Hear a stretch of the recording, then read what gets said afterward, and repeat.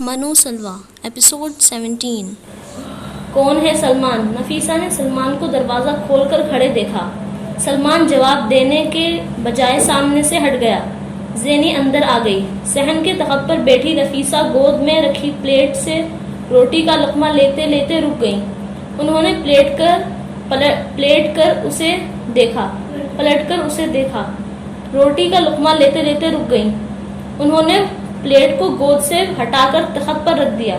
کئی ماہ پہلے کی طرح زینی کو دیکھ کر غصے سے پاگل نہیں ہوئی تھی وہ اس بار۔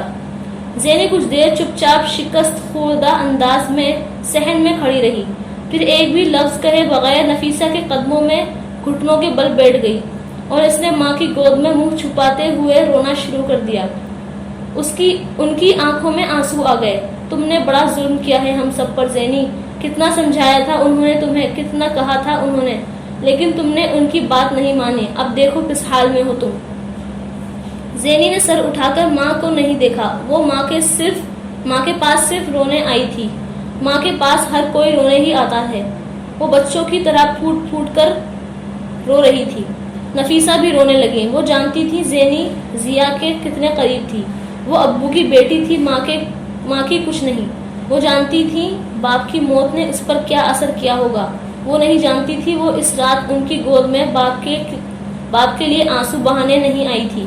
وہ جس چیز کے لیے رو رہی تھی وہ نفیسہ جان جاتی تو وہ جان سے جاتی۔ اب کیا فائدہ رونے کا زینی، اب کچھ واپس تو نہیں آئے گا، چپ ہو جاؤ اب۔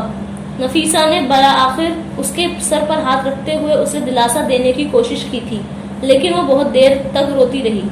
زہرا اور ربیہ صحن سے آنے والی آوازیں سن کر باہر نکل آئی تھی۔ زہرا زینی کو اس طرح روتے دیکھ کر خود بھی رونے لگی تھی، مگر ربیہ صرف چند لمحے رکی تھی وہاں، پھر وہ واپس کمرے میں چلی گئی۔ زینی کے آنسوؤں اور مگر کچھ کے آنسوؤں میں اسے کوئی فرق محسوس نہیں ہوا تھا۔ وہ بہت ناراض تھے تم سے۔ میں نے انہیں زندگی میں کبھی اتنے غصے میں نہیں دیکھا تھا۔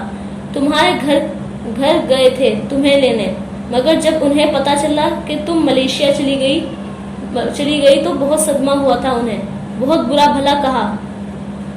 بہنوں نے اس رات واپس آ کر اس رات یہ بھی کہا کہ وہ دوبارہ اب کبھی تمہاری شکل نہیں دیکھیں گے۔ یہ بھی کہا کہ وہ مر بھی جائیں تو ہم تمہیں ان کے جنازے میں شریک نہ ہونے دیں۔ انہوں نے مجھ سے کہا کہ وہ حرام رزق کھانے اور پہننے لگ گئی ہے۔ اس حالت میں میرے پاس آئے گی تو میری روح کو تکلیف ہوگی۔ اسی وقت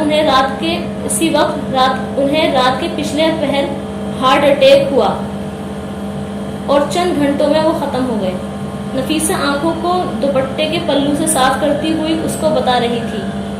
وہ سب نہ بھی بتاتی تب بھی وہ جانتی تھی باپ اس سے ناراض تھا، ورنہ وہ یہ کیسے ہوتا کہ وہ اس کے خواب میں ہی نہ آتا، ایک بار بھی نہیں۔ اور ضیا کی خواہش پوری ہوئی تھی، وہ ان کے جنازے میں شرکت نہیں کر سکی تھی۔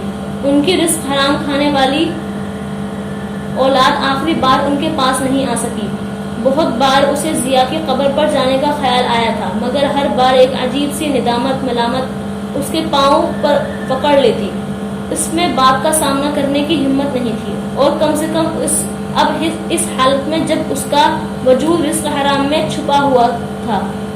زینی تخت پر بیٹھی پلیٹ میں پڑی پیاز کے ساتھ وہ روٹی کھانے لگی جو نفیسہ نے چھوڑ دی تھی۔ نفیسہ اب بھی ضیا کی باتیں بتا رہی تھی اور وہ رزق حلال کھا رہی تھی۔ اس نے یاد کیا آخری بار کب اس نے کھانا کھاتے ہوئے اس کے ذائقے پر اتنا غور کیا تھا۔ یقیناً وہ آخری بار اس گھر میں ہی ہوئی تھی، اس گھر کے نکلنے کے بعد نہیں۔ زہرا نے پانی کا گلاس لا کر اس کے پاس رکھ دیا۔ زینی اب آخری لقمہ لے رہی تھی۔ آپ ابھی تک یہی ہیں آپا؟ زینی کو اس وقت پہلی بار زہرا کی وہاں موجودگی کا احساس ہوا۔ یہ تو کئی مہینوں سے یہی ہیں۔ تمہارے ابو کی وفات کے بعد نعیم اسے واپس لے کر ہی نہیں گیا، وہ دوسری شادی کرنے والا ہے۔ بچیاں اور زہرا تب سے یہی ہیں۔ زہرا کے کچھ کہنے سے پہلے ہی نفیسہ نے رنجیدگی سے کہا، ربیہ کی منگنی ٹوٹ گئی ہے۔ زینی کو شوق لگا۔ ربیہ ابھی تک باہر اس کے پاس نہیں آئی تھی، وہ اب وجہ سمجھ سکتی تھی۔ تمہیں کتنا روکا تھا، اس کے سسرال والوں نے تمہاری ماڈلنگ کی وجہ سے ہی یہ منگنی ٹوٹی ہے۔ نفیسہ کے لہجے میں ملامت نہیں تھی، گلا تھا اور گلا ہونا بھی چاہیے تھا۔ آپ لوگ اپنا سامان پیک کر لیں، میں آپ سب کو لینے آئی ہوں۔ نفیسہ نے چونک کر زینی کو دیکھا، اب وہ پانی پی رہی تھی۔ میں تو یہ سمجھی کہ تم واپس آ گئی ہو۔ زینی کو ماں کی سادگی پر بے ساختہ پیار آیا۔ زندگی کے ہر موڑ پر واپسی کا موقع نہیں ملتا۔ پیچھے اب بچا کیا ہے جس کے لیے میں واپس آؤں؟ اس کی آواز میں نمی تھی۔ آنا ہوتا تو جاتی کیوں؟ آپ لوگ ابھی میرے ساتھ چلیں، صبح میرے ملازم آ کر سامان لے جائیں گے، اس نے نفیسہ سے کہا۔ اس سے پہلے کہ نفیسہ کچھ کہتی، زہرا اور سلمان اٹھ کھڑے ہوئے۔ نفیسہ نے حیرانی سے انہیں دیکھا۔ انہوں نے جیسے باور کرا دیا تھا کہ ان کا فیصلہ کیا ہونا چاہیے تھا۔ بھوک اور ذلت میں اگر ایک چیز کا انتخاب کرنے کا موقع ملے تو ہر شخص ذلت ہی چنے گا۔ بھوک زندگی کو سالوں اور مہینوں سے انگلی کی پوروں پر لے آتی ہے۔ ان سب نے اس سے پہلے غربت اور تنگ دستی نہیں دیکھی تھی۔ ضیا کی موت نے ان دونوں سے روشناس کروایا۔ ان کی موت سے پہلے گھر میں جیسا بھی پکتا، مگر دن میں 3 بار کھانا پکتا، ہر ایک ضرورت تاخیر سے ہی صحیح مگر پوری ہو جاتی۔ لیکن اب اس گھر سے رزق نہیں گیا تھا، رزق کی برکت چلی گئی تھی۔ نفیسہ نے کچھ نہیں کہا، خاموشی سے سر جھکا دیا۔ یہ جیسے ہتھیار ڈالنے کے مترادف تھا، لیکن ربیہ نے ہتھیار نہیں ڈالے تھے، یا کم سے کم اس آسانی سے نہیں ڈالے تھے۔ وہ زہرا کے سامان پیک کرنے کے لیے اندر آتے ہی غصے میں آگ بگولا باہر صحن میں آ گئی۔ میں یہاں سے کہیں نہیں جاؤں گی، امی اور کسی حرام کھانے والے کے گھر میں تو کبھی نہیں۔ اس نے صحن میں آ کر زینی کو مکمل طور پر نظر انداز کرتے ہوئے نفیسہ سے با آواز بلند کہا۔ زینی خاموش رہی، اس کے پاس اس وقت کہنے کے لیے کچھ نہیں تھا۔ یہاں رہ کر بھی بہت سے مسئلے ہیں ربیہ، تم تو اپنی آنکھوں سے گھر کا حال دیکھ رہی ہو۔ زہرا کی 2 بچیاں بیمار پڑی ہیں اور علاج کے لیے پیسے نہیں۔ اس کی بڑی بچی اسکول چھوڑ کر گھر میں بیٹھی ہے۔ سلمان نے تعلیم چھوڑ دی، تم نے تعلیم چھوڑ دی، پھر بھی گھر کے اخراجات پورے نہیں ہو رہے۔ سب کچھ خراب ہے تو کوئی بات نہیں، کل ٹھیک ہو جائے گا۔ ابو کی پینشن آنے لگے گی، میرا رزلٹ آ جائے تو مجھے کوئی بہتر نوکری مل جائے گی، ہمیں کسی کے ٹکڑوں پہ پلنے کی ضرورت نہیں رہے گی۔ وہ نفیسہ سے یوں بات کر رہی تھی جیسے زینی وہاں ہے ہی نہیں۔ زینی نے مداخلت نہیں کی، وہ اس پلیٹ میں نمک مرچ کے ذرات کو اپنی انگلی سے صاف کر کے اپنے پورے چاٹ رہی۔ تمہیں اگر یہاں رہنا ہے تو رہو، لیکن ہم میں سے تو کوئی یہاں نہیں رہے گا، ہم سب زینی کے پاس جائیں گے، وہ بہن ہے ہماری۔ زہرا نے باہر نکل کر بڑی سختی سے ربیہ سے کہا۔ ابو کو کتنا دکھ ہوتا اگر یہ بات آپ ان کے سامنے کرتی۔ ربیہ نے پلٹ کر زہرا سے کہا، ابو ہوتے تو کوئی یہاں سے نہ جاتا، لیکن اب ان حالات میں یہاں رہنے کا کوئی فائدہ نہیں۔ نے رشتہ داروں کو آزما لیا، محلے والوں کو دیکھ لیا، اب اور کس کو پرکھنا باقی ہے؟ میں یہاں بیٹھ کر اپنی بیٹیوں کو مرتے نہیں دیکھ سکتی۔ کوئی اور نہ بھی جائے، میں تو زینی کے ساتھ جاؤں گی اور سلمان بھی ہمارے ساتھ جائے گا۔ زہرا نے علی الاعلان کہا۔ زینی پلیٹ کے اطراف میں لگی ہوئی معمولی سی نمک مرچ کو بھی اپنی انگلیوں سے صاف کرنے اور چاٹنے میں لگی تھی، یوں جیسے وہ صرف اسی کام کے لیے وہاں آئی ہو۔ ربیہ نے نفیسہ کو دیکھا اور کہا، مگر میں اور امی یہاں سے نہیں جائیں گے۔ ربیہ، اب تم ضد مت کرو، پہلے اس کی ضد کی وجہ سے یہ دن دیکھنے کو ملا ہے، اب تمہاری ضد کوئی اور آفت لے کر آئے گی ہمارے لیے۔ جب کوئی یہاں نہیں رہنا چاہتا تو تم اکیلے یہاں کیسے رہو گی؟ نفیسہ نے بالآخر کہا۔ ربیہ نے بے یقینی سے ماں کو دیکھا۔ آپ بھی یہاں نہیں رہیں گی؟ نہیں، جہاں باقی جا رہے ہیں میں بھی وہیں جاؤں گی، نفیسہ نے مدھم آواز میں کہا۔ ربیہ کچھ دیر کچھ بول نہیں سکی، پھر اس نے پہلی بار زینی کو دیکھا۔ وہ سر جھکائے آخری بار اپنی انگلی پلیٹ میں پھیر رہی تھی۔ پلیٹ اب بالکل صاف تھی، اس میں کہیں نمک مرچ نہیں رہ گیا تھا۔ زینی نے ہاتھ بڑھا کر پانی کا گلاس اٹھا لیا۔ ربیہ کو اس سے اس وقت بے تحاشا نفرت محسوس ہوئی، اسے وہ زندگی میں کبھی اتنی بدصورت نہیں لگی تھی۔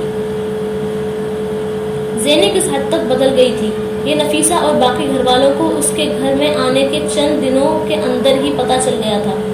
چھوٹی چھوٹی باتوں پر رونے دھونے والی اور ہر اچھی بری چیز سے چند لمحوں میں خائف ہو جانے والی زینی کا اب کہیں کوئی وجود نہیں تھا۔ جسے وہ اب دیکھ رہے تھے وہ کوئی اور زینی تھی، جس کی طاقت، اسرار، رسوخ پر کبھی ان سب کو شبہ ہوتا اور کبھی انہیں اس پر رشک آتا۔ وہ پیسہ جس کے لیے وہ سب دن رات ترستے رہتے تھے، اسی گھر میں وہ پیسہ اب کسی کا مسئلہ نہیں تھا، یا کم سے کم فی الحال کسی کو وہ مسئلہ نہیں لگ رہا تھا۔ زینی دن ڈھلتے اٹھتی، تیار ہوتی، پھر گھر سے نکل جاتی اور رات گئے آتی یا گھر آتی ہی نہیں تھی، آتی تھی۔ جب وہ گھر آتی تو گھر کا فون اور اس کا سیل فون مسلسل بجتے رہتے۔ گیٹ کے باہر کوئی نہ کوئی گاڑی اس کے انتظار میں کھڑی رہتی۔ وہ بعض دفعہ گھر میں صرف لباس تبدیل کرنے آتی تھی، بعض دفعہ اس کے لیے بھی نہیں۔ جوس کا ایک گلاس جو وہ صبح جاگ کر لیتی تھی وہ واحد خوراک تھی جو وہ روز باقاعدگی سے گھر میں لیتی تھی۔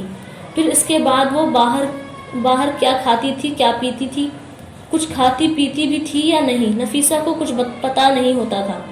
ربیہ اور سلمان دوبارہ کالج جانا شروع کر چکے تھے۔ زینی کا گھر والوں کو گھر میں لانے کے بعد ربیہ سے اکیلے میں کبھی سامنا نہیں ہوا تھا۔ اگر کبھی سامنا ہوا بھی تو ربیہ اس سے بات کے بغیر ہٹ جاتی تھی۔ وہ ناراض تھی، زینی جانتی تھی۔ اس کی ناراضی ٹھیک تھی، زینی یہ بھی جانتی تھی۔ جو کچھ ہوا زینی کو اس پر دکھ بھی تھا اور افسوس بھی، لیکن اس سب کے باوجود وہ ربیہ کے ساتھ بیٹھ کر کسی پرانے ایشو کو ڈسکس نہیں کرنا چاہتی تھی۔ وہ ہر چیز ساتھ ساتھ دفن کرتی جا رہی تھی۔ یہ نہ کرتی تو زندہ رہنا اس کے لیے بے حد ناممکن ہو جاتا۔ فاران کے ساتھ کانٹریکٹ ختم ہونے کے باوجود زینی کے ماڈلنگ کیریئر پر کوئی بڑا اثر نہیں پڑا تھا۔ ہر گزرتے دن کے ساتھ وہ پہلے سے زیادہ مصروف، زیادہ مشہور ہو رہی تھی، اور اس کی پہلی فلم کی ریلیز میں صرف کچھ وقت ہی باقی تھا۔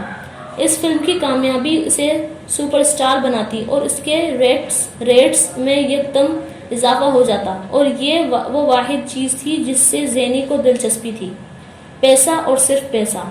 اس کے گھر میں پہلے فلم انڈسٹری سے منسلک لوگ آتے تھے، مگر اپنے گھر والوں کو وہاں لے آنے کے بعد اس نے شوب سے منسلک یا اپنے شناسا کسی بھی شخص کو گھر آنے سے روک دیا تھا۔ وہاں اس کی نہیں اور اس کی بہنوں کی بچیاں تھیں، اور وہ نہیں چاہتی تھی اس کی زندگی یا لائف سٹائل کی وجہ سے ان میں سے کسی کے لیے کوئی مزید مسئلہ پیدا ہو۔ نعیم کو لگ رہا تھا اس کا دل جیسے رک جائے گا۔ پولیس اس کے سامنے اس کی دکان کے سامان کو نکال کر پھینک رہی تھی۔ اچھرا میں کرائے پر لی ہوئی کپڑے کی یہ دکان وہ پچھلے 15 سال سے چلا رہا تھا۔ آج تک کبھی کوئی مسئلہ نہیں ہوا تھا، اور ایک ہفتہ پہلے یکدم ہی اس کی دکان کے مالک نے اس سے دکان خالی کرنے کے لیے کہتے ہوئے کہا کہ اس نے دکان کسی کو بیچ دی ہے۔ نعیم کے سر پر جیسے آسمان گر پڑا تھا۔ اس طرح کیسے وہ اچانک دکان بیچ سکتا تھا؟ اس نے دکان خالی کرنے سے انکار کرتے ہوئے مالک سے کہا کہ وہ اس کے خلاف تاجروں کی یونین کے پاس جا کر شکایت کرے گا۔ مالک نے جواباً کہا کہ وہ اس کے خلاف کیس کرے گا۔ نعیم کیس کا سنتے ہی کورٹ سے پیپرز لے آیا۔ اس کا خیال تھا کچھ عرصے یہ مسئلہ کسی طرح لٹکا رہے گا، پھر دونوں پارٹیز کے درمیان مصالحت ہو جائے گی۔ وہ تب تک سکون کا سانس لے سکتا ہے۔ 4 دن بعد وہ ویسے بھی اس کی دوسری شادی ہونے والی تھی۔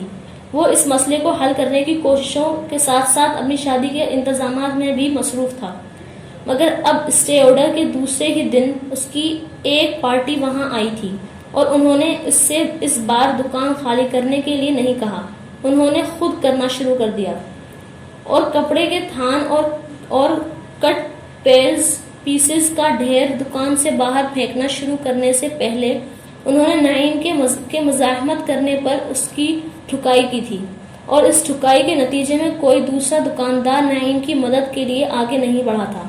مختلف رنگوں اور پرنٹوں کے کپڑوں کا ڈھیر دکان سے باہر پوری سڑک پر پھیلا ہوا تھا۔ نعیم پہلے اس کے سامنے نہیں اس کے سامنے مٹی میں مل رہا تھا۔ سلطان سے زینی کی پہلی ملاقات اس دن ہوئی تھی جب وہ اپنی فلم کے پہلے سین کے لیے روم میں میک اپ کروا رہی تھی۔ وہ انڈسٹری کی سپر اسٹار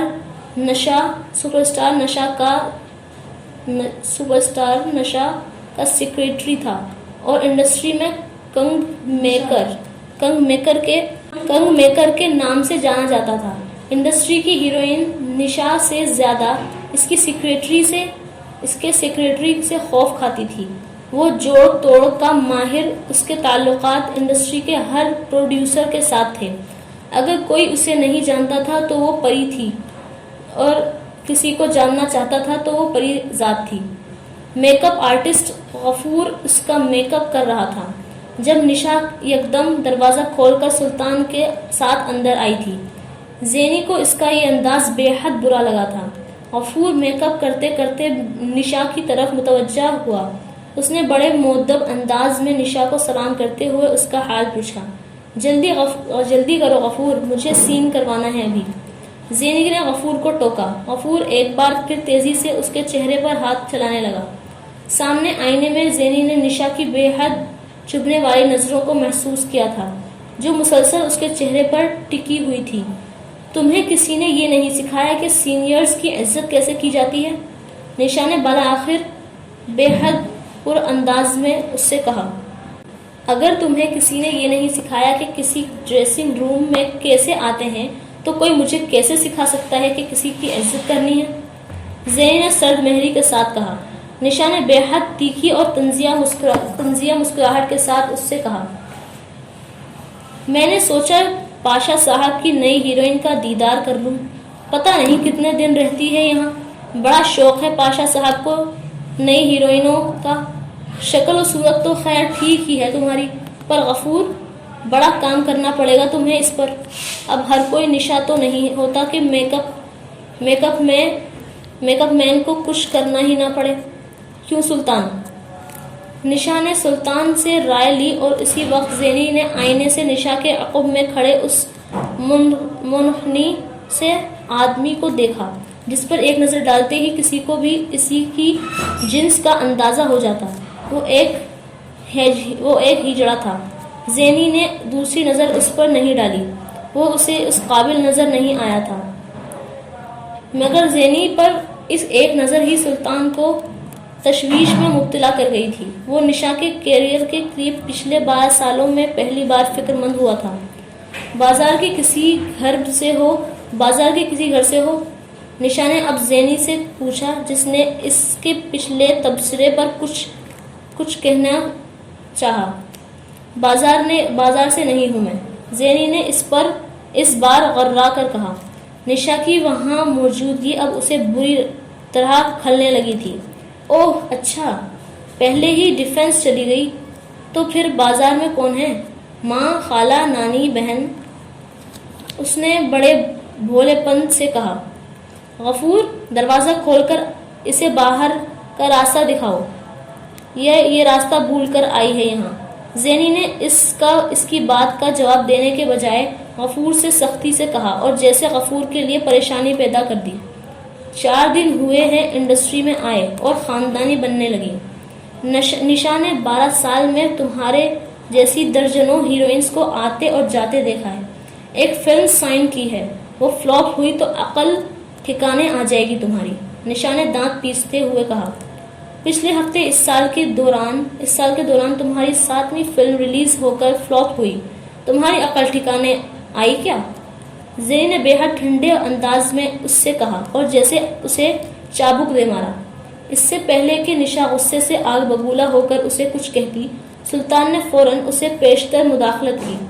نشا جی، چلیے یہاں سے، ڈرائیور انتظار کر رہا ہے۔ نشا کمرے سے نکلنے سے پہلے زینی کو پہلی بار ان گالیوں کا تحفہ پیش کر کے گئی تھی جو بعد میں روز سنتی رہی تھی، اور وہ صرف پہلی بار تھا جب وہ کسی عورت کی زبان سے اس طرح کے الفاظ سن کر کچھ دیر کے لیے سن ہو گئی تھی۔ جب تک اس کے حواس بحال ہوئے، نشا اس کمرے سے جا چکی تھی۔ غفور بے حد نارمل انداز میں کام کر رہا تھا، یوں جیسے ان گالیوں میں کوئی خالص بات ہی نہیں تھی۔ سلطان سے زینی کی دوسری ملاقات ایک ماہ بعد ہوئی تھی۔ وہ اس رات دیر سے گھر آئی تھی۔ اس کے اندر آتے ہی پورچ میں بیٹھے ایک آدمی کو دیکھ کر وہ چونک گئی، جو اس کی گاڑی کو اندر آتے دیکھ کر اٹھ کھڑا ہو گیا تھا۔ وہ سلطان تھا۔ گاڑی سے اترتے ہی زینی نے اس سے پوچھا، تم یہاں اس وقت کس لیے آئے ہو؟ اسے سوال کا جواب نہیں ملا۔ سلطان ہچکیاں لیتے ہوئے پھوٹ پھوٹ کر رونے لگا تھا۔ تب پہلی بار زینی اس کے پھٹے ہوئے کپڑے اور اس کے چہرے پر زخموں کے نشان دیکھے۔ اسے اندر لے جاؤ، کھانا کھلاؤ، کپڑے تبدیل کراؤ، پھر بات کرتی ہوں اس سے، زینی اپنے ڈرائیور سے کہا اور اندر چلی گئی۔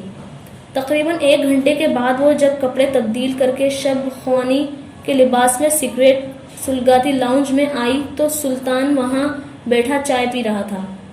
وہ کپڑے تبدیل کر چکا تھا اور اب قدرے پرسکون انداز میں آ رہا تھا۔ زینی کو دیکھ کر وہ کپ لیے اٹھ کھڑا ہوا۔ بیٹھ جاؤ، کس نے مارا ہے تمہیں؟ زینی نے صوفے پر بیٹھے ہوئے اس سے پوچھا۔ قسمت نے۔ اس کے جواب نے زینی کو چند لمحوں کے لیے حیران کر دیا۔ وہ سگریٹ کو رکھتے ہوئے اسے دیکھنے لگی، پھر اس نے مسکراتے ہوئے بڑے عجیب سے سلطان سے کہا، قسمت مارے تو نشان چہرے پر نہیں دل پر پڑتا ہے۔ سلطان نے اپنے سینے کے بائیں جانب ہاتھ رکھتے ہوئے زینی سے کہا، یہاں بھی پڑا ہے پری جی۔ زینی نے مسکراتے ہوئے اس بار کچھ کہنے کے بجائے سینٹر ٹیبل سے سگریٹ کی ڈبیا اور لائٹر اس کی طرف کھسکا دیا۔ سلطان نے ایک سگریٹ نکال لیا، پھر بڑبڑانے لگا، نشا نے مارا ہے، اپنے ایڑی والے جوتے سے، پھر ملازموں سے پٹوایا، پھر گھر سے باہر پھینکوا دیا مجھے۔ وہ کہتی ہے میں نے اس کا 5 لاکھ کا زیور چوری کر لیا۔ زینی نے سگریٹ منہ سے ہٹاتے ہوئے لاپرواہی سے کہا، تم نے چوری کیا؟ نہیں، سلطان نے بے ساختہ کہا۔ زینی ایش ٹرے میں راکھ جھاڑنے لگی۔ سلطان اس کا چہرہ دیکھتا رہا۔ آپ کو میری بات پر یقین نہیں آیا؟ نہیں، زینی نے اطمینان سے کہا۔ میں قسم کھا کر کہتا ہوں کہ میں نے۔ زینی نے بے اختیار اس کی بات کاٹی۔ تم قسم مت کھاؤ، قسم کھانے والا جھوٹا لگتا ہے مجھے۔ سلطان اس کا چہرہ دیکھتا رہا، پھر بے اختیار رو پڑا۔ زینی نے چونک کر اسے دیکھا۔ کیا ہوا؟ نشا نے بھی یہی کہا تھا مجھ سے، حالانکہ اس کو پتا تھا میں نے زندگی میں کبھی قسم نہیں کھائی۔ آپ سے تو خیر مجھے کوئی گلہ نہیں ہے پری جی، آپ کے پاس بیٹھے تو چند گھنٹے ہوئے ہیں، مگر نشا کے خاندان میں تو 20 سال خدمت کی تھی میں نے۔ سلطان کے لہجے میں اب رنجیدگی تھی۔ 20 سال سے ہو اس کے ساتھ؟ ہاں، پہلے اس کی بہن کے ساتھ، پھر نشا کے ساتھ۔ میں نے اسے اسٹار بنایا۔ زینی نے اس کی بات کاٹی۔ تم نے واقعی اس کا زیور نہیں لیا؟ کس لیے لیتا زیور؟ کرتا کیا زیور کا میں؟ میری کون سی بیوی ہے؟ گھر ہے جس پر لگاتا پھر کیا کرنا ہے میں نے زیور چوری کر کے؟ سلطان نے تلخی سے کہا۔ کیوں، پیسے نہیں چاہیں تمہیں؟ دنیا میں کون ہے جو پیسے کے پیچھے نہیں جاتا؟ مجھے دنیا کا نہیں پتا، مگر میں کبھی پیسے کے پیچھے نہیں گیا، تب بھی نہیں جب انڈسٹری کی بڑی بڑی ہیروئنوں نے مجھے توڑنے کی کوشش کی۔ میں تو محبت کے نام پر مر گیا، پیار کے لیے خوار ہوتا رہا۔ زینی نے بڑی دلچسپی سے اسے دیکھا۔ تمہیں محبت کا کیا پتا؟ ہجڑا ہوں پر انسان ہوں میں۔ محبت کرنے کے لیے عورت یا مرد ہونا تو کوئی شرط نہیں ہے۔ کس سے محبت تھی تمہیں؟ زینی کو اس کے ساتھ باتوں میں مزہ آ رہا تھا۔ نشا سے؟ نہیں، اس کی بڑی بہن سے۔ وہ تو شادی کر کے فلم انڈسٹری چھوڑ گئی۔ زینی کو یاد آیا، اس سے کیا کوئی محبت کرنا چھوڑ دیتا ہے؟ زینی اس بار بول نہیں سکی۔ اس نے سگریٹ ایش ٹرے میں بجھا دیا۔ کوئی چیز اسے بری طرح چبھی تھی۔ یعنی پھر چلے جاؤ گے نشا کے پاس؟ اس نے مدھم آواز میں کہا۔ نہیں، اب تو مر کر بھی نہیں جاؤں گا۔ اگر اس کی بہن بلائے تو پھر بھی نہیں؟ نہیں، پھر بھی نہیں۔ غصہ مجھے نشا کے جوتے کھا کر نہیں آیا، سلمیٰ کی گالیاں سن کر آیا۔ وہ وہاں سب کچھ اس کے سامنے ہوا، اسی کے سامنے ہوا۔ میں نے کہا سلطان اب بس کر، معشوق کے منہ سے گالی کھا لی، اس کے در سے روٹی کھانے مت بیٹھ، یعنی محبت ختم ہو گئی؟ زینی نے تیکھی مسکراہٹ کے ساتھ کہا، نہیں، محبت ختم نہیں ہوئی، توقع ختم ہو گئی۔ سلطان نے گہرا سانس لیتے ہوئے کہا، میرے لیے کام کرو گے؟ زینی نے سگریٹ کا کش لیتے ہوئے پوچھا۔ سلطان بول نہیں سکا۔ سلطان کو اپنے لیے کام کی دعوت دیتے ہوئے زینی کو یہ اندازہ نہیں تھا کہ اس کے ہاتھ وہ آ گیا جو باقی ہر مہرے کو پیٹ دے گا۔ اس نے فلم انڈسٹری میں اور فلم انڈسٹری سے باہر بہت ہجرے دیکھے تھے۔ ماڈلنگ میں بھی اس کے آدھے اسٹائلسٹ اسی صنف سے تعلق رکھتے تھے، مگر اس نے سلطان سے زیادہ شاطر اور ذہین ہجرا نہیں دیکھا تھا۔ وہ پاکستان فلم انڈسٹری کا واحد ہجرا تھا جس کے جنس جاننے کے بعد انڈسٹری کے بڑے اس کا نام عزت سے لیتے تھے۔ کیوں؟ یہ زینی کو اس کے ساتھ رہنے سے پتہ چل گیا تھا۔ یہ نعیم صاحب کا گھر ہے۔ ڈرائیور نے دروازہ کھولنے پر نعیم سے پوچھا کہ دروازہ کھولنے آیا تھا۔ ہاں، میں نعیم ہوں۔ اس سے پہلے کہ ڈرائیور کچھ کہتا، فہمیدہ پوچھتے ہوئے دروازے پر ہی آ گئی۔ کون ہے نعیم؟ پتہ نہیں، ابھی تو میں پوچھ رہا تھا۔ نعیم نے ماں کو اطلاع دی۔ مجھے زہرا بی بی نے بھجوایا ہے۔ آپ کی بچی کی طبیعت خراب ہے، انہوں نے گاڑی بھیجی ہے کہ آپ آ کر اپنی بچی کو دیکھ جائیں۔ ڈرائیور نے بے حد مؤدب انداز میں کہا۔ گاڑی؟ نعیم کو جیسے کرنٹ لگا۔ اس نے شوق کے عالم میں ماں کو دیکھا۔ ارے پیچھے ہٹ، میں بھی تو دیکھوں، کس نے گاڑی بھیج دی؟ فہمیدہ نے اسے ایک طرف ہٹاتے ہوئے کہا اور پھر دروازے سے باہر جھانکنے لگی۔ یہ گاڑی زہرا نے بھیجی ہے؟ فہمیدہ باہر کھڑے انسان سنی کو باہر کھڑی نسان سنی کو دیکھ کر جیسے دنگ رہ گئی تھی۔ جی، ڈرائیور نے مختصر جواب دیا۔ ارے زہرا کے پاس یہ گاڑی کہاں سے آ گئی؟ فہمیدہ نے ہکا بکا انداز میں پلٹ کر نعیم سے پوچھا۔ یہی تو میں حیران ہو رہا ہوں۔ تم جاؤ، مجھے نہیں آنا۔ نعیم نے پہلا جملہ ماں سے اور دوسرا ڈرائیور سے کہا۔ ارے کیوں نہیں جانا؟ جا کر دیکھتے تو ہیں کہ آخر ایسی گاڑی کہاں سے لے لی۔ سنا ہے زینی اپنے پاس لے گئی ہے سب گھر والوں کو۔ دیکھتے ہیں کہاں لے گئی ہے۔ فہمیدہ نے بے حد تجسس کے عالم میں کہا۔ 1 گھنٹے کے بعد گاڑی انہیں لے کر جس بنگلے میں داخل ہوئی تھی، اس کے سائز اور نقشے نے انہیں خوف میں مبتلا کر دیا تھا۔ نعیم اور وہ منہ کھولے ہونقوں کی طرح گاڑی کو پورچ میں رکتے دیکھتے رہے۔ پھر ڈرائیور نے دروازہ کھول دیا۔ گاڑی سے باہر نکل کر ان کی رہی سہی قوت گویائی بھی سلب ہو گئی تھی۔ پورچ میں کوئی ان کے استقبال کے لیے نہیں تھا، مگر ڈرائیور لاؤنج کا دروازہ کھول کر انہیں اندر لے گیا اور لاؤنج میں جاتے ہی نفیسہ سے ان کا سامنا ہو گیا، جو ان دونوں کو دیکھ کر ہکا بکا رہ گئی تھی۔ ارے نعیم بیٹا، فہمیدہ آپا، آپ لوگ آئیں، بیٹھے نا۔ زہرا، دیکھو کون آیا ہے۔ نفیسہ انہیں دیکھ کر بالکل ہی بوکھلا گئی تھی اور ان کی بوکھلاہٹ نے نعیم اور فہمیدہ کے اوسان بحال کر دیے۔ انہیں یکدم یاد آ گیا تھا کہ وہ کون تھے۔ آپ لوگ بیٹھیں۔ میں نفیسہ کی بات مکمل نہیں ہو سکی۔ اس سے پہلے ہی زہرا لاؤنج میں داخل ہوئی تھی اور نعیم اور فہمیدہ کو دیکھ کر ماں ہی کی طرح بدحواس ہو گئی تھی۔ السلام علیکم پھپھو، اس نے بمشکل فہمیدہ سے کہا۔ ہمیں گاڑی بھجوائی تھی تم نے کہ بچی بیمار ہے، ہم آ کر دیکھ جائیں؟ فہمیدہ نے اکڑی گردن کے ساتھ اس سے کہا۔ ڈیفنس میں آ گئے تھے تو کیا؟ وہ دونوں اب بھی محلے کے اسی گھر کی طرح کے تلوے چاٹنے کو تیار نظر آ رہی تھی، اور فہمیدہ یہ کام کروانے کا موقع کیسے ضائع کرتی؟ زہرا نے الجھ کر نعیم کو دیکھا۔ میں نے تو گاڑی نہیں۔ ارے دیکھو ربیہ بھی آ گئی، سلام کرو بہنوئی اور پھپھو کو، اور جا کر جلدی سے چائے پانی کا انتظام کرو۔ نفیسہ نے بیچ میں ہی ربیہ کے آ جانے پر زہرا کی بات اچکی۔ وہ انہی قدموں پر انہیں سلام کر کے واپس پلٹ گئی۔ آپ لوگ بیٹھیں تو صحیح، نفیسہ نے ان دونوں سے کہا۔ نعیم اور فہمیدہ بظاہر بڑے بڑے پرجوش عالم میں صوفہ پر بیٹھ گئے۔ تم نے گاڑی نہیں بھیجی تو گاڑی بھیجی کس نے؟ فہمیدہ نے صوفے پر بیٹھتے ہوئی پوچھا۔ میں نے۔ زینی نے اپنے کمرے کا دروازہ کھولتے ہوئے اندر آ گئی۔ اس کے ہاتھ میں سگریٹ اور وہ ایک جینس اور ٹی شرٹ میں ملبوس تھی۔ فہمیدہ اور نعیم ساکت و سامت اسے دیکھتے رہ گئے۔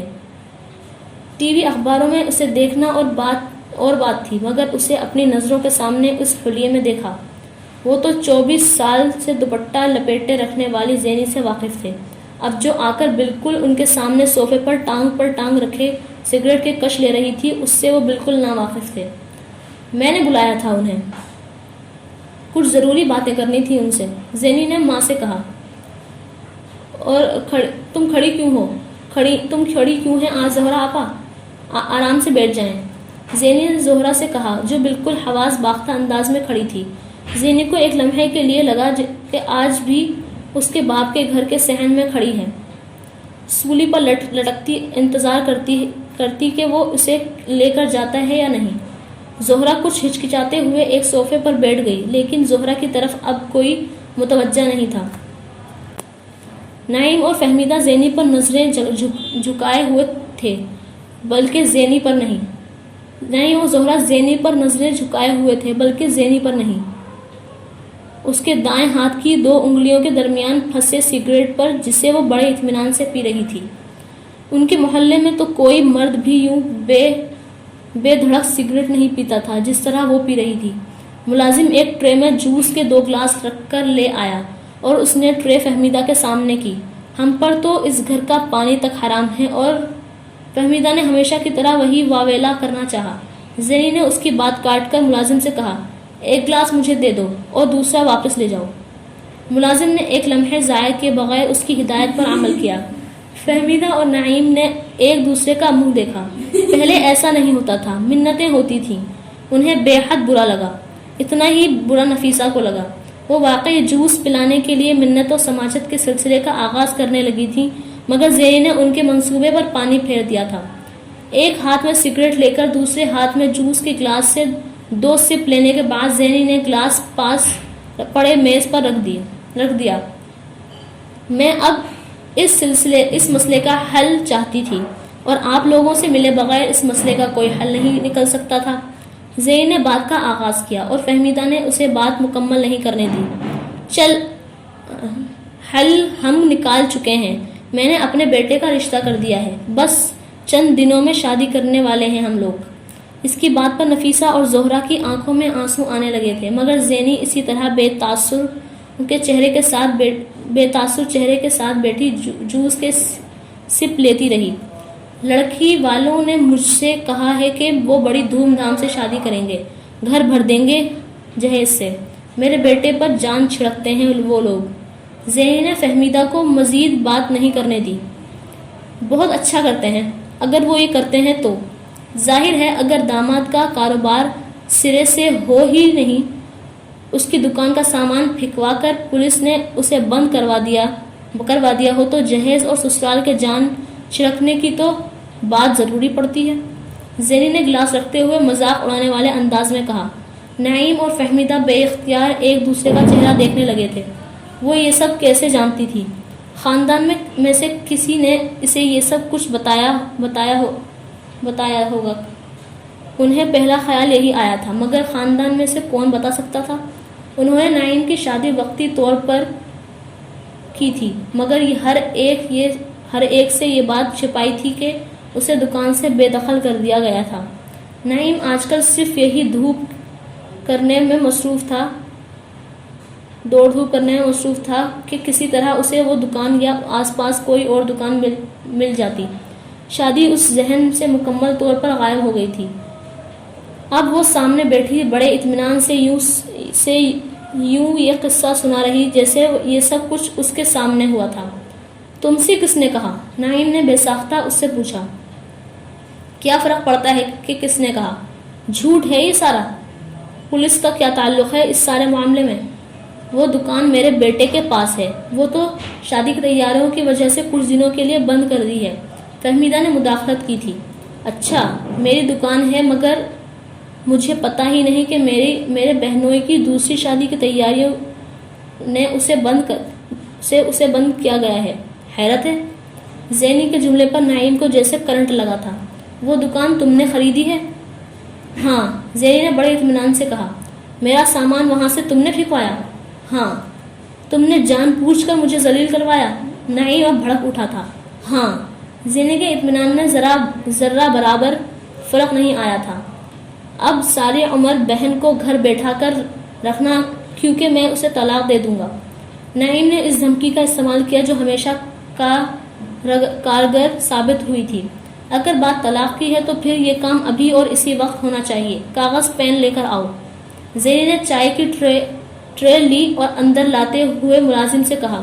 اس کے ساتھ اندر آتی ربیہ نے زینی سے بے حد ملامت بھری نظروں سے دیکھا. چند لمحوں کے لیے نعیم کچھ نہیں کہہ سکا. یہی حال فہمیدہ کا ہوا تھا. زینی اس قدر دھڑلے سے اس کا مطالبہ کرے گی اس کا انہیں اندازہ نہیں تھا. طلاق کے نام پر پہلے جو خوف اور سراسیمگی ضیا کے خاندان کے ہر فرد کے چہرے پر نظر آنے لگتی تھی اب وہ یکدم غائب ہو گئی تھی، یا کم سے کم زینی کے چہرے پر انہیں نظر نہیں آئی تھی. اور یہ بات جاننے میں نعیم اور فہمیدہ کو دیر نہیں لگی کہ وہ ضیا کی بیٹی تھی مگر ضیا نہیں تھے. وہ ضیا کے گھر کے صحن میں بیٹھے ہوتے تو زہرا کو طلاق دے کر اب ہی اٹھتے، مگر یہ زینی کے 1.5 کنال کے گھر کا کمرہ تھا. یہاں انہیں بات تول کر کرنی تھی. ترازو پہلے بھی برابر نہیں تھا. پلڑا ان کی طرف جھکا ہوا تھا. ترازو اب بھی برابر نہیں تھا. پلڑا زینی کی طرف جھکا ہوا تھا. طلاق ہوگی تو پھر نعیم اپنی 3 بچیاں لے جائے گا. فہمیدہ نے ایک اور حربہ استعمال کرنے کی کوشش کی. وہ زہرا کو آزمانا چاہتے تھے. 3 بچیوں کو ساتھ لیتے آنا. زینی نے فہمیدہ کو بات مکمل بھی نہیں کرنے دی اور ٹرولی رکھ کر جاتے ہوئے ملازم سے کہا. آپ بڑی خوشی سے بچیاں اپنے ساتھ لے جا سکتی ہیں. نہ لے کر جائیں تو طلاق کے بعد ہم خود بھجوا دیں گے. زینی نے سابقہ انداز میں کہا. ہم ساری عمر بچیوں کو ماں سے ملنے نہیں دیں گے. نعیم نے ایک اور دھمکی دی. یہ اور بھی اچھا ہوگا. ویسے بھی طلاق کے بعد زہرا آپا یہاں گھر تھوڑی بیٹھی رہیں گی. وہ بھی دوسری شادی کر کے چلی جائیں گی. ان کے اپنے بچے ہو جائیں گے. ساری عمر ان بچیوں کا سوگ تھوڑی منائیں گی وہ. فہمیدہ اور نعیم کے چہرے پر پہلی بار ہوائیاں اڑنے لگی تھیں. چائے تو یقیناً آپ لوگ نہیں پئیں گے کیونکہ اس گھر کے ہر شے آپ پر حرام ہے. زینی نے بڑے اطمینان سے ٹرالی کھینچتے ہوئے اپنے لیے چائے بنانی شروع کی. اس کی پوری توجہ اس طرح چائے پر لگی ہوئی تھی جیسے وہ اسی ایک کام کے لیے ان سب کے بیچ بیٹھی ہو. کمرے میں اس کے علاوہ بیٹھا ہوا ہر شخص مکمل طور پر ہکا بکا تھا. نفیسہ، زہرا اور ربیہ کو خوف تھا کہ نعیم کہیں طلاق دے ہی نہ دے، اور نعیم اور فہمیدہ کی سمجھ میں نہیں آ رہا تھا کہ اب وہ طلاق کی دھمکی کیسے واپس لیں. تم یہ سب کچھ کیوں کر رہی ہو؟ نعیم نے بالآخر جیسے تھک کر کہا تھا. اس سوال کا جواب میرے پاس نہیں، آپا کے پاس ہے. اس شہر میں آپ کہیں کوئی کام کرنا چاہیں گے میں کام نہیں کرنے دوں گی. جو کچھ اب کروایا ہے وہی پھر کرواؤں گی، اور یہ تب تک ہوتا رہے گا جب تک میری بہن میرے گھر بیٹھی ہے. زینی نے اس بار 2 ٹوک انداز میں جیسے اعلان کیا تھا. تم مجھے دھمکی دے رہی ہو؟ نعیم نے بے یقینی سے کہا. ہاں. چائے میں چینی ڈالتے ہوئے اس کا لہجہ اتنا ہی ٹھنڈا تھا. نفیسہ تم کچھ کیوں نہیں بولتی؟ یہ فہمیدہ نے اس بار نفیسہ کو مخاطب کیا. امی کچھ نہیں کہیں گی، جو کہوں گی میں کہوں گی. کاغذ اور پین آ گیا، طلاق لکھ دیں. زینی نے ملازم کو اندر آتے ہوئے دیکھ کر کہا. کمرے میں بیٹھے ہر شخص کی جان پر بن گئی تھی. ملازم نے کاغذ پین لا کر نعیم کے سامنے رکھ دیا. زینی کیک کا ایک ٹکڑا کاٹ کر اپنی پلیٹ میں رکھ رہی تھی. واقعی بہت مزیدار تھا. یہ اس کا فیورٹ کیک تھا، آلمنڈ کیک. اگر کریم ہے تو تھوڑی کریم لا دو، میں کیک پر ڈالوں گی، اس نے ملازم سے کہا. ملازم سر ہلاتے ہوئے چلا گیا.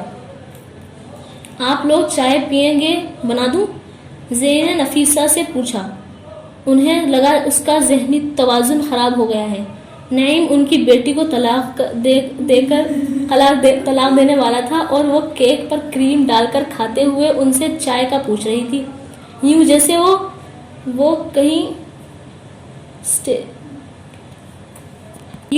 وہ کوئی اسٹیج پلے دیکھنے بیٹھے تھے۔ زینی نے ٹرالی کے نچلے حصے میں کوئی اور چیز بھی تلاش کرنی شروع کی تھی۔ کچھ عرصے کے بعد اسے اپنے گھر میں بیٹھ کر اتنی بھوک لگ رہی تھی۔ ملازم تب تک کریم لے آیا تھا۔ زینی نے کریم کے 2 چمچے کیک کے سلائس پر ڈالے اور ملازم سے سیل فون لانے کے لیے کہا، بیگ بھی لے آنا، مجھے ذرا نکلنا ہے، اور ڈرائیور سے کہنا گاڑی نکال دے، بچیوں کا سامان پیک کروا دینا۔ اس نے ملازم کو آخری ہدایت دی اور کانٹے سے کیک کا ٹکڑا منہ میں ڈالتے ہوئے اسے دیکھا۔ وہ اسے ہی دیکھ رہا تھا۔ دونوں بہت دیر تک ایک دوسرے کو آنکھوں میں آنکھیں ڈالے دیکھتے رہے۔ زینی کی آنکھوں میں کتنی بے خوفی، دلیری اور اس کے لیے تضحیک تھی، یہ جاننے کے لیے نعیم کو بہت دیر نہیں لگی تھی۔ جس بلی کو دیوار کے ساتھ لگا دیا گیا تھا وہ شیر پر جھپٹ پڑنے کے لیے تیار تھی۔ نعیم نے آنکھیں چرا لی اور ماں کو دیکھا، پھر پین اور کاغذ ایک طرف کرتے ہوئے بے حد سرسری آواز میں کہا، کوئی سمجھوتا ہو سکتا ہے؟ زینی کیک کا ٹکڑا منہ میں ڈالتے ڈالتے رک گئی، پھر اس نے ملازم سے کہا، چائے سرو کریں ان لوگوں میں۔ اکبر اور نسیم اپنی تینوں بیٹیوں کے ساتھ اگلا پورا ہفتہ اس ہوٹل میں رہے اور شیراز ایک ایسے کرائے کے گھر کی تلاش میں جہاں وہ ان سب کو رکھ سکے اور پھر کسی کو بغیر شرم کے یہ بتا سکے کہ اس کے ماں باپ اس علاقے میں مقیم تھے۔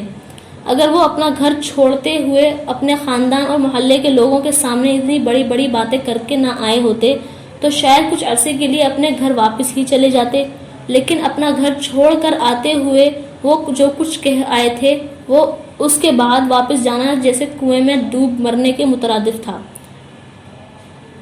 اس ابتدائی جھٹکے کے بعد وہ اگلے کچھ دنوں میں نارمل ہوتے گئے، خاص طور پر جب شیراز نے انہیں ہوٹل سے ایک اچھے علاقے میں کرائے کے ایک گھر میں منتقل کر دیا۔ وہ شینا کے ہاتھوں ہونے والی اس بے عزتی کو تقریباً مکمل طور پر ہی بھول گئے تھے۔ جو بھی تھا، جیسا بھی تھا، بہرحال سعید نواز کا داماد بننے نے شیراز ہی کی نہیں ان کی سب کی قسمت بدل دی تھی، ورنہ وہ اس جیسے کرائے کا گھر بھی کہاں لے سکتے تھے۔ چند دنوں کے لیے انہیں زینی یاد آئی تھی، مگر آسائشات کی بہتات نے اسے ان کے ذہن سے ایک بار پھر فراموش کر دیا۔ شیراز ہر روز شام کو آفس سے واپسی پر ان کے پاس آتا اور اکثر رات کا کھانا وہیں کھا کر جاتا۔ وہ چاہتا تو رات بھی وہیں گزار سکتا تھا، کیونکہ کم سے کم شینا کے گھر میں اس کی وجود کی ضرورت نہیں تھی۔ شینا سیر پہر میں جاگتی اور شام کے وقت تیار ہو کر باہر نکل جاتی، پھر اس کی واپسی رات کے پچھلے پہر ہوتی تھی۔ اس وقت تک شیراز ستی ساوتری بیویوں کی طرح اس کا انتظار کرتے کرتے تھک کر سو چکا ہوتا۔ صرف ویکنڈ ایسا ہوتا تھا جب دن کے وقت ان کا آمنا سامنا ہوتا، اور ایسا جب بھی ہوتا شینا کسی نہ کسی بات پر اس کی بے عزتی کرنے سے نہ چوکتی۔ شیراز کی ساری احتیاط، سارے لحاظ کے باوجود اسے کوئی نہ کوئی وجہ مل ہی جاتی تھی۔ وہ شروع کے دنوں میں دم سادھے سب کچھ سنتا رہتا تھا۔ اس کا خیال تھا اس طرح آہستہ آہستہ اس کا غصہ اور ناراضی ختم ہو جائے گی، مگر بعد میں اسے احساس ہوا کہ یہ اس کی غلط فہمی تھی۔ اس کی خاموشی اسے اور شیر کر رہی تھی۔ پھر وہ جھگڑے کے وقت گھر سے باہر جانے لگا، مگر یہ طریقہ بھی ناکام رہا۔ شینا اب اسے بزدلی کے طعنے دینے لگی تھی۔ شیراز خون کے گھونٹ پیتا، مگر یہ جان نہیں پایا کہ شینا کا اس کے بارے میں ہر اندازہ 100% ٹھیک تھا۔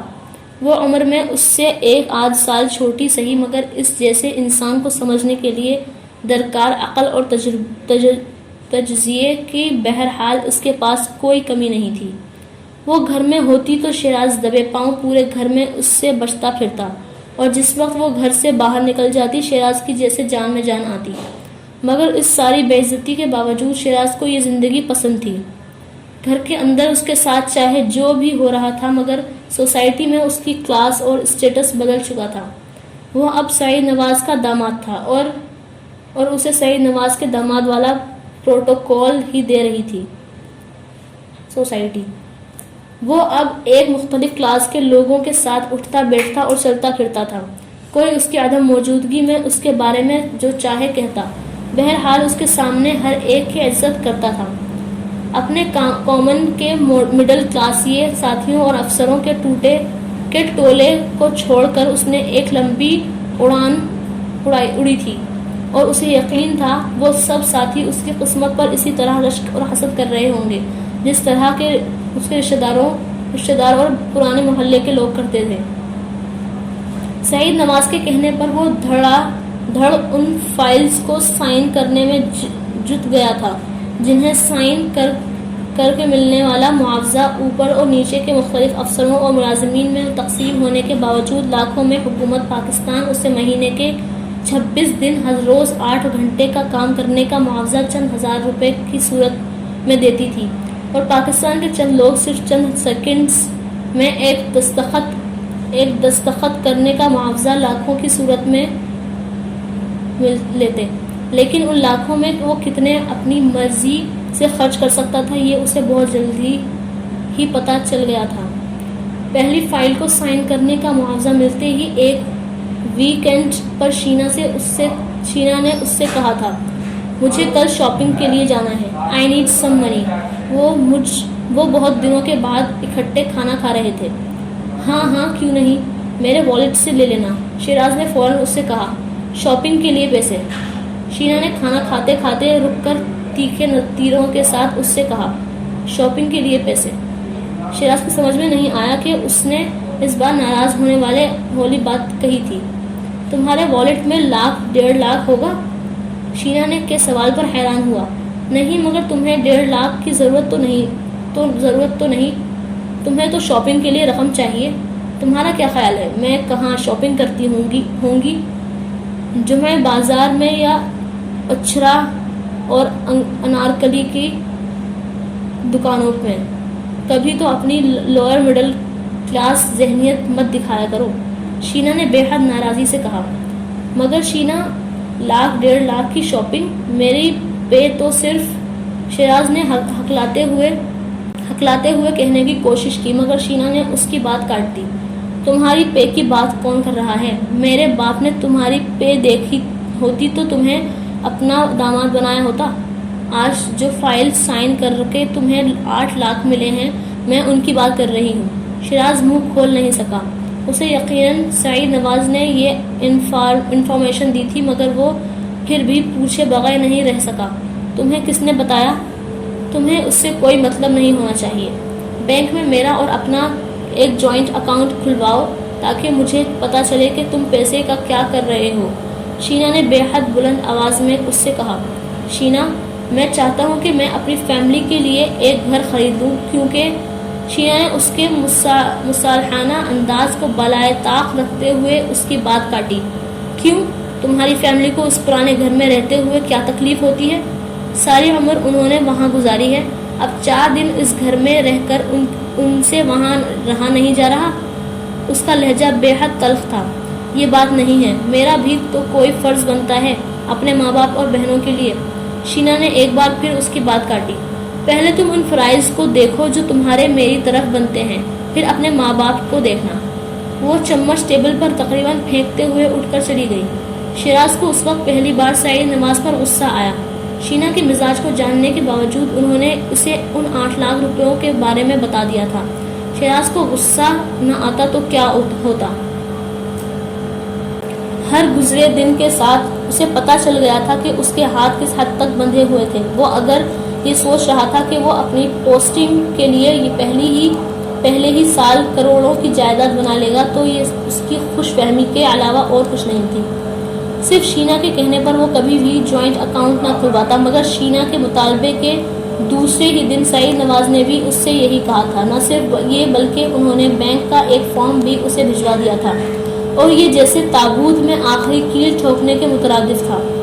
شیراز کو نہ چاہتے ہوئے بھی جوائنٹ اکاؤنٹ کھولنا پڑا، اور اکاؤنٹ کھولنے کے کچھ عرصے میں ہی اسے اندازہ ہو گیا تھا کہ اس کے اکاؤنٹ میں اتنی تیزی سے روپے آ نہیں رہے تھے جتنی تیزی سے روپے خرچ ہو رہے ہیں۔ شینا اس کی اس طرح کی آمدنی کا آدھے سے زیادہ حصہ ہر ماہ خرچ کر دیتی تھی اور ہر ماہ کے آخر میں اکاؤنٹ میں صرف چند لاکھ رہ جاتے۔ شیراز خون کے گھٹ پیتا رہتا۔ اس کی سمجھ میں نہیں آیا کہ وہ شکایت کرے تو کس سے کرے۔ سعید نواز کے نزدیک یہ چیز قابل اعتراض سرے سے تھی ہی نہیں۔ یہ وہ بہت پہلے جان چکا تھا۔ اس پیسے کو اس طرح اڑانا اگر قابل اعتراض ہوتا تو سعید نواز خود اسے لاکھوں کی گاڑی اتنی لاپرواہی سے نہ ہی ڈھیروں روپے اس گھر پر لگا دیتے جہاں وہ شینا کے ساتھ رہ رہا تھا۔ وہ بڑا اچھا لائف سٹائل تھا اور وہ سعید نواز سے ایسی کوئی بات کہہ کر اپنی تذلیل نہیں کروانا چاہتا تھا۔ وہ جانتا تھا کہ وہ اس کی خون پسینے کی کمائی نہیں تھی، پھر بھی اسے یوں خرچ ہوتے دیکھ کر اسے ایسی تکلیف ہوتی تھی جیسے اس کے لیے اس نے جان ماری ہو۔ اس نے شروع میں شینا کو سمجھانے کی کوشش کی تھی، اس سے یہ کہنے کے بجائے وہ شاپنگ پر اس طرح روپے اڑائے۔ اس نے اسے یہ کہنے کی کوشش کی تھی کہ انہیں روپے چاہیے تاکہ وہ مشکل وقت میں کام آئے۔ شینا پلکیں جھپکائے بغیر اس کا چہرہ دیکھتی رہی، پھر اس نے کہا، کون سا مشکل وقت؟ شیراز کی سمجھ میں نہیں آیا کہ وہ فوری طور پر مشکل وقت کی وضاحت کس طرح کرے۔ مشکل وقت سے بچنے کے لیے ہی میں نے جوائنٹ اکاؤنٹ کھلوایا ہے تاکہ مجھے پتا ہو کہ پیسہ کہاں جا رہا ہے۔ پھر تم مجھے کس مشکل وقت کے لیے تیار کر رہے ہو؟ اگر تمہارا خیال ہے کہ میں 1 روپیہ جمع کروں گی تاکہ کل تمہاری کسی حماقت کی وجہ سے اگر کوئی مصیبت آئے تو میں پلیٹ میں رکھ کر تمہیں پیش کر دوں، تو اپنی اس خوش فہمی کو تم جتنی جلدی دور کر لو اتنا بہتر ہے۔ جس کلاس سے میرا تعلق ہے وہاں روپے خرچ کرنے کے لیے کمایا جاتا ہے، بچت کے لیے نہیں۔ ہمارے یہاں عورتیں روپے جمع کرتے ہوئے تمہاری کلاس کی عورتوں کی طرح زندگیاں نہیں گزارتی، اس لیے دوبارہ مجھے کبھی مشورہ مت دینا، اور یہ مشورہ تم اپنے خاندان کی عورتوں کو دو تو زیادہ بہتر ہے۔ شینا نے دو ٹوک انداز میں کہا تھا۔ شیراز کو دوبارہ اسے یہ مشورہ دینے کی ہمت نہیں ہوئی۔ وہ شینا سے نہیں ڈرتا تھا، اس تذلیل سے ڈرتا تھا جو وہ بلا جھجک چند منٹوں میں کسی کے سامنے بھی کر سکتی تھی۔ وہ تیز مزاج کی تھی، ماں باپ کی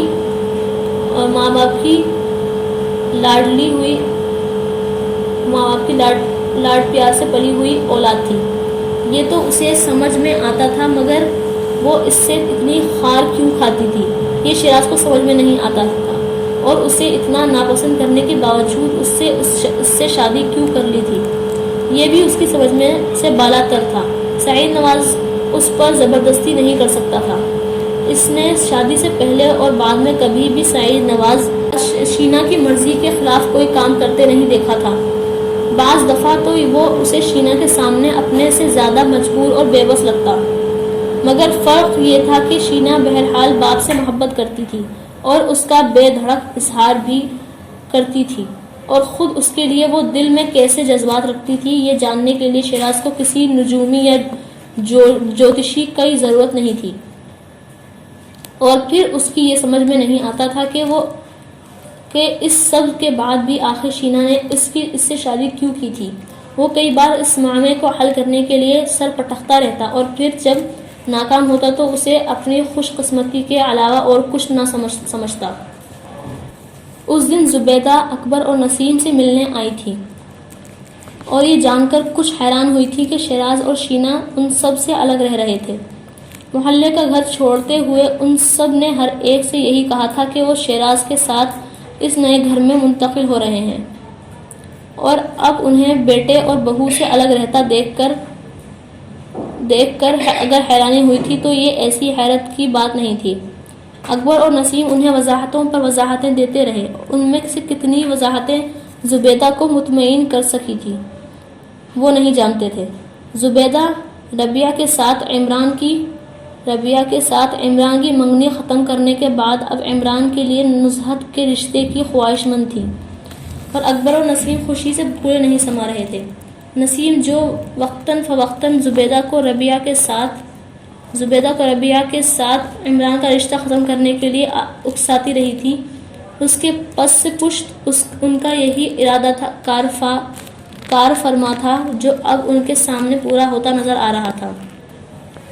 مگر شیراز کے سامنے اکبر اور نسیم نے اس شام جیسے ہی زبیدہ کی آمد اور عمران کے رشتے کی بات کی تو وہ بری طرح ہتھے سے اکھڑ گیا۔ اب ایک پلمبر کے ساتھ میں اپنی بہن کی شادی کروں گا اور اپنے سسرال والوں اور ملنے والوں کو کس منہ اس کے ساتھ بتاؤں گا کہ کس کے ساتھ رشتہ داری ہونے والی ہے میری؟ میں نے کتنی مشکل سے اس محلے اور خاندان سے جان چھڑائی ہے اور آپ لوگوں کو ایک بار پھر وہی سب کچھ کھینچنے لگا ہے۔ صاف صاف بتا دیں خالہ زبیدہ کو کہ ہمیں ان کے بیٹے کے ساتھ نصرت کا رشتہ نہیں کرنا، وہ جہاں چاہیں رشتہ کریں۔ شیراز نے تمام لحاظ بالائے طاق رکھتے ہوئے ماں باپ سے کہا۔ اکبر اور نسیم بے حد تشویش کے عالم میں ایک دوسرے کا منہ دیکھنے لگے۔ مگر بیٹا، خاندان میں ایک زبیدہ اور اس کا بیٹا ہی ہیں جو کچھ بہتر ہیں، اکلوتا بیٹا ہے زبیدہ کا، وہ بھی کویت میں، گھر بار بھی اپنا ہے۔ میری تو برسوں سے خواہش تھی کہ نصرت کی شادی عمران سے ہو، یہ کہ سر پر ربیہ کو بہو بنانے کا بھوت سوار ہو گیا تھا، ورنہ میں تو اشارے کنارے میں کئی بار زبیدہ کو نصرت کے بارے میں جتاتی رہی ہوں۔ ابھی بھی میرے کہنے پر بھی ربیہ کے ساتھ رشتہ ختم کیا ہے اس نے اور نصرت کا ہاتھ مانگا ہے۔ نسیم نے شیراز کو سمجھانے کی کوشش کی۔ نہیں، اب وہ اس لیے آپ کی بیٹی کا رشتہ مانگ رہے ہیں کیونکہ آپ کا بیٹا افسر ہے اور وہ اس گھر میں بیٹھے ہیں۔ میں دیکھتا اگر میں افسر نہ ہوتا تو زبیدہ خالہ کس طرح نصرت کے رشتے کی بات کرتی، آپ انکار کر دیں انہیں۔ جب مجھے اپنی بہنوں کو لاکھوں کا جہیز دینا ہے تو پھر میں اپنی مرضی کے خاندان کے لیے منتخب کروں گا، آپ اس خاندان کو بھول جائیں، شیراز نے دو ٹوک انداز میں کہا۔ لیکن بیٹا، تمہارے سامنے کتنے لوگ نصرت کو دیکھ کر گئے اور پھر واپس نہیں آئے۔ اب شیراز نے نسیم کی بات کاٹ دی۔ وہ تب ہوتا تھا جب ہماری جیب خالی تھی امی، اب کوئی ایک افسر کی بہن کا ریجیکٹ کرتے ہوئے دوبارہ سوچے گا، شیراز نے بے حد تنفر سے کہا اور وہاں سے اٹھ گیا، اور اس نے جو کچھ کہا غلط نہیں تھا۔ اگلے 3 ماہ میں سعید نواز کے توسط سے ایک بہت ہی اچھی جگہ پر نصرت کا رشتہ ہو گیا تھا۔ اس تعلیم اور واجبی شکل و صورت کے باوجود وہ ایک بزنس مین فیملی تھی اور اچھے خاصے کھاتے پیتے لوگ تھے۔ اکبر اور نسیم پھولے نہیں سما رہے تھے۔ انہوں نے کبھی خواب میں بھی نصرت کے لیے ایسے خاندان میں رشتہ کا نہیں سوچا تھا، ورنہ زبیدہ کو انکار کرنے کے بعد وہ دونوں اندر خاصے متفکر تھے اور پریشانی میں مختلف لوگوں سے ان باتوں کو سن کر اضافہ ہو رہا تھا جو خاندان کے لوگ ان کے بارے میں کر رہے تھے۔ زبیدہ کو خاص طور پر ان پر بہت غصہ تھا۔ شیراز کی شادی جتنی خاموشی اور سادگی سے ہوئی تھی، نصرت کی شادی اتنی ہی دھوم دھام سے ہوئی تھی، اور اس دھوم دھام کا سہرا بلا شبہ شیراز کے سر ہی تھا۔ اس نے نصرت کی شادی پر دونوں ہاتھوں سے خرچ کیا تھا۔ زندگی میں پہلی دفعہ یہ پورا خاندان کل کی فکر کیے بغیر پیسہ خرچ کر رہا تھا، اور کچھ اس لیے بھی کیونکہ یہ دھوم دھام نصرت کے سسرال والوں کو ڈیمانڈ بھی تھی۔ اگرچہ ان دونوں نے باقاعدہ طور پر شیراز یا اکبر اور نسیم سے کوئی مطالبہ نہیں کیا تھا کہ انہیں نصرت کے گھر والوں سے کس قسم کے جہیز کی توقع تھی، مگر شیراز نے ان کی ہر توقع پوری کی تھی۔ شادی کے انتظامات پر خرچ ہونے والی رقم کا ایک بڑا حصہ سعید نواز نے دیا تھا۔ شیراز کی شادی کی طرح نصرت کی شادی پر بھی اکبر اور نسیم نے اپنے خاندان کے کسی فرد کو مدعو کیا تھا، نہ خاندان کے افراد کو، نہ ہی محلے میں اپنے شناسہ گھروں کے افراد کو۔ یہ سب شیراز کے کہنے پر ہوا تھا۔ شادی کی تقریب میں صرف شیراز کے ملنے والے افراد تھے، اور یہ سب وہ لوگ تھے جن سے اکبر اور نسیم واقف نہیں تھے، مگر ان میں سے کسی کو اس بات پر کوئی شرمساری نہیں تھی کہ وہ سب اپنے خاندان سے کٹ گئے تھے۔ وہ اس بات پر بے حد مطمئن تھے کہ وہ بالآخر اس ماضی اور اس خاندان کو چھپانے میں کامیاب ہو گئے تھے جو ان سب کے لیے شرمندگی کا باعث تھا۔ شینا نزہت کی شادی پر شیراز اور اس کے گھر والوں کی منتوں اور اصرار کے باوجود شامل نہیں ہوئی تھی، اور صرف یہی نہیں، اس نے شادی کے بعد بھی نزہت کے شوہر یا سسرال والوں کو گھاس نہیں ڈالی تھی، یہاں تک کہ تقریب بھی نہیں۔ جب شیراز نے اپنے گھر پر نزہت اور اس کے شوہر کو کھانے پر بلایا تھا، شیراز کے لیے اتنا ہی کافی تھا۔ شینا نے ان دونوں کو اپنے گھر کھانے کے لیے بلانے پر اعتراض نہیں کیا تھا۔ نزہت کے شوہر اور سسرال والوں کو اگر منہ مانگا جہیز نہ ملا ہوتا تو اور شیراز ایک CSP آفیسر نہ ہوتا تو شینا کی یہ بے اعتنائی اور یہ رویہ نزہت کو خاصا مہنگا پڑتا، مگر فی الحال اس کے سسرال والے اس کی جی پوری میں لگے ہوئے تھے، اور شینا کی وجہ سے شیراز اور نزہت کو محسوس ہونے والی خفت کو مکمل طور پر نظر انداز کیے ہوئے تھے۔